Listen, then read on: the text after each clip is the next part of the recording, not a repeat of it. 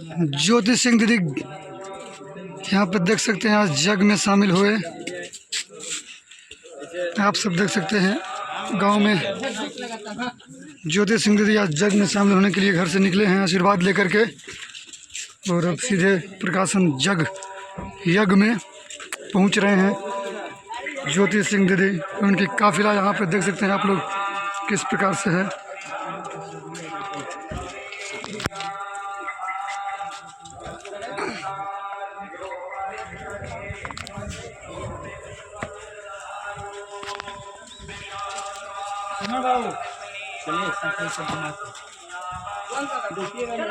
आप सब अपने प्यार द्वारा आशीर्वाद देते रहे।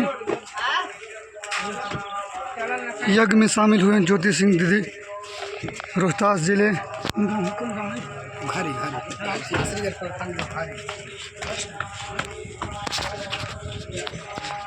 नासरीगंज प्रखंड घरी गांव में ज्योति सिंह दीदी का आगमन। आप सब देख सकते हैं किस प्रकार से यहाँ पे